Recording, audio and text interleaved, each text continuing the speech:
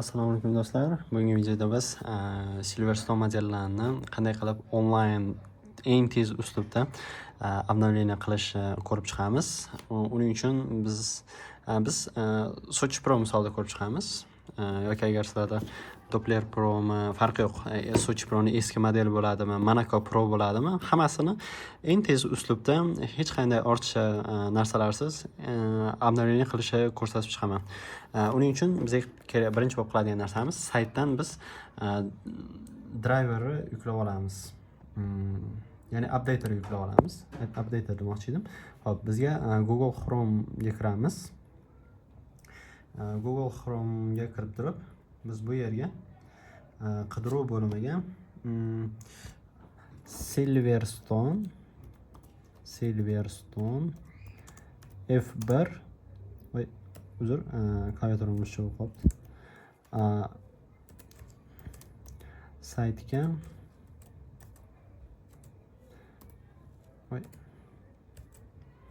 Saytga Silverstone F1 uz deb yozamiz.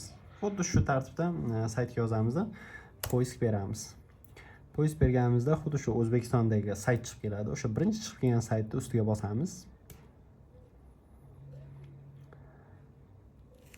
Ustiga bosganimizdan keyin bizda xuddi shunaqa oyna chiqib keladi. Bizga lekin bu oynadagi narsalar kerak emas. Bizga kerakli narsa eng tepada поддержка и обновление degan joy bor.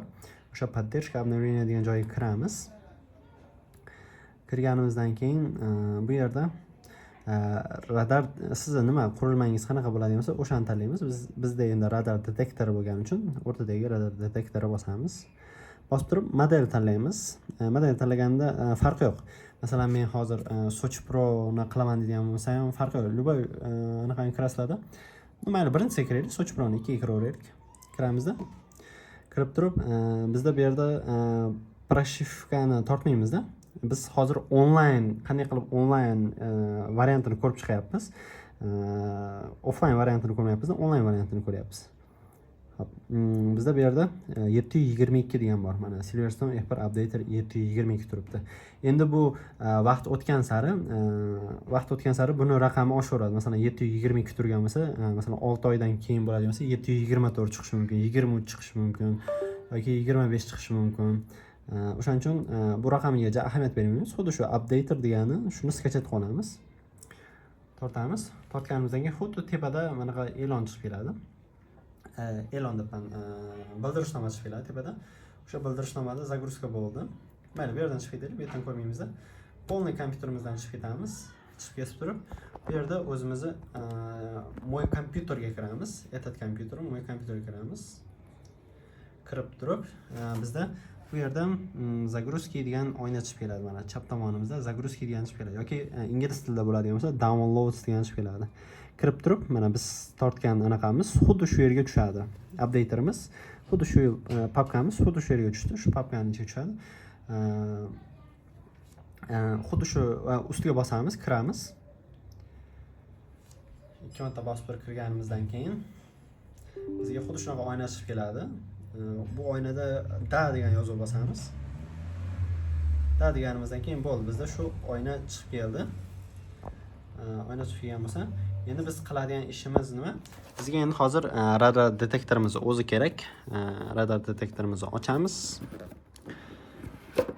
Ochib turib, radar detektorimizni olamiz. Plus keyin radar tagidan Type-C kabel bor. U kabelni olishlar kerak. Men endi tayyor bo'lganligi uchun buni ishlatmayman.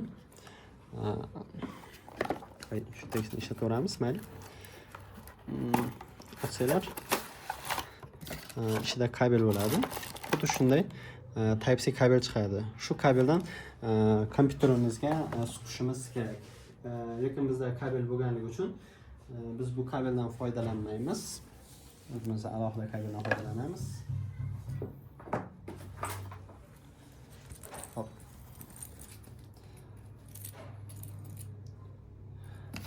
Keyingi qiladigan ishimiz xuddi shu kabelni, mana xuddi shu Type-C kabelimizni kompyuterimizga suqib olamiz.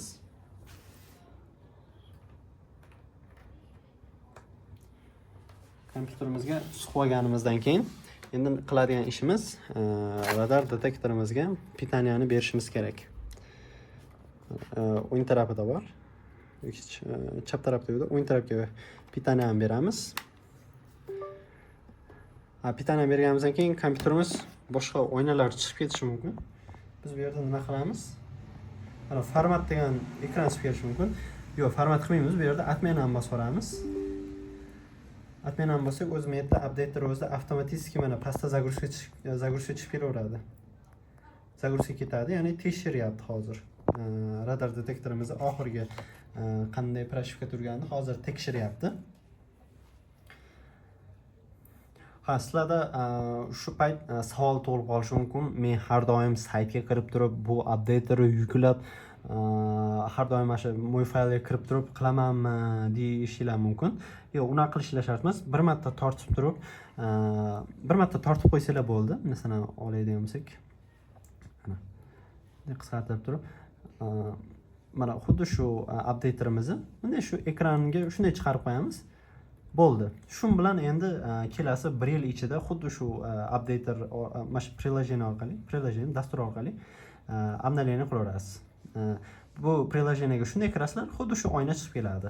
Keyingi qiladigan ishimiz radar detektorimiz kompyuterimizga shunday ulaymiz, Type-C orqali yoki USB-C mi, mini USB orqalimi farqi yo'q. Ulaganimizdan keyin pastda загрузка ketadi. Загрузка ketganda radar detektorimizda qanday proshivka turganini, oxirgi marta qachon обновление qilganligi haqida bu yerda turadi. Masalan, bu yerda proshivka 1.00 proshivka turibdi. Ba'zamiz oxirgisi 10-oy 10-11-25-yillik turibdi. Biz qiladigan ishimiz bu yerda загрузить deganni bosamiz. Qolgan hech qanaqa knopkani bosmaymiz, просто загрузить deganni bosamiz. Keyin yana bitta narsa aytishdan chiqib qoldi. Kompyuterimizda обязательно internet bo'lishi kerak. Internet bo'lmaydigan bo'lsa, bu narsa загрузка bo'lmaydi. Chunki biz hozir onlayn qilyapmiz. Hech qanday anaqa fayl tortmayapmiz-da. Primoy onlayn qilyapmiz. Mana ko'rsanglar, mana o'sha загрузка ketdi. Internetimiz yaxshi bo'lgani uchun загрузка ketdi. Yana bir marta eslab o'tmoqchiman. Keyingi safar qilayotganda bu birinchi marta bo'lganligi uchun sal biroz vaqt oldi. Keyingi safar qiladigan ishlar juda ham oson. Mana xuddi shu prilojeniyega keyingi safar ham kirasizlar. Masalan, 1 oydan keyin kirasizlar-da. Xuddi shu prilojeniyega kirsanglar, xuddi shu updater chiqib keladi, xuddi shu oyna chiqib keladi. Radar ikkinchi bo'lib qiladigan ishlar, radar detektorlarni kompyuterga ulaysizlar. Ulaganlardan keyin pastda загрузка ketadi. 2 marta загрузка ketadi. Birinchisida tekshiradi radar detektori. Bu ikkinchi anaqa edi. Uchinchi bo'lib turib, mana xuddi shu yerda turgan загрузитni bosamiz. Загрузитni shunday bossak, загрузка ketadi, mana oxirgi. Загрузка ketyapti, 100% bo'lyapti. 100% bo'lib turib, hozir bitta bildirishnoma chiqadi.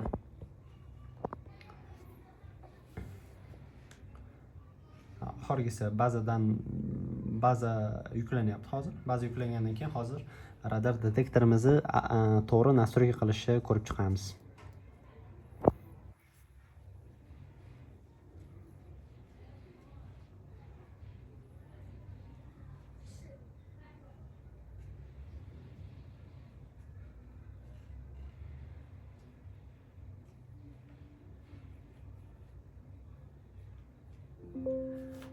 Bo'ldi, ana xuddi shu bildirishnoma chiqib keladi. U OK bosamiz.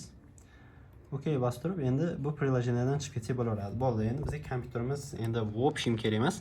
Endi biz qiladigan narsamiz radar detektorimizni to'g'ri настройка qilish. Hop, buni solib tashlaymiz. Endi radar detektorimizga biz pitani beramiz.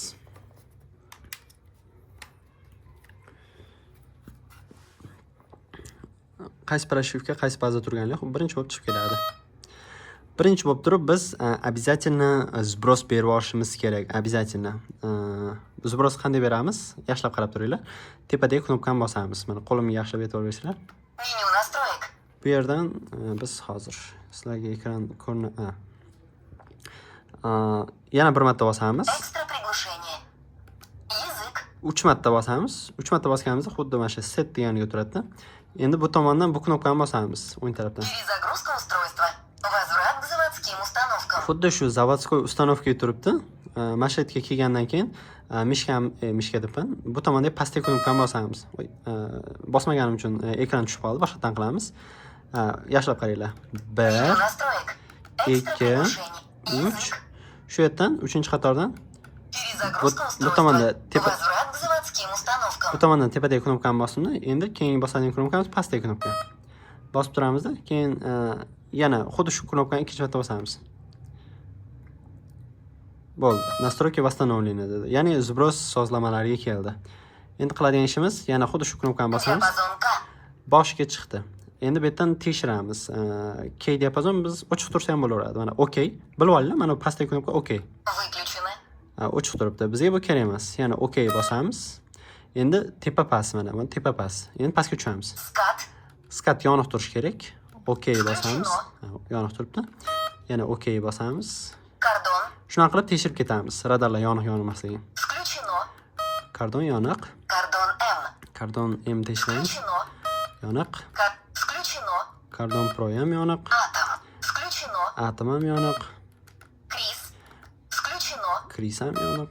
Лач. Выключено. Lochinni yoqib qo'yamiz. Включено. Pastga o'tkazamiz. Выключено. Pastga Включено. o'tkazib, bu yerda OK knopkasini yana bir marta bosib qo'yamiz. Хиквижн. Включено. Мультирадар.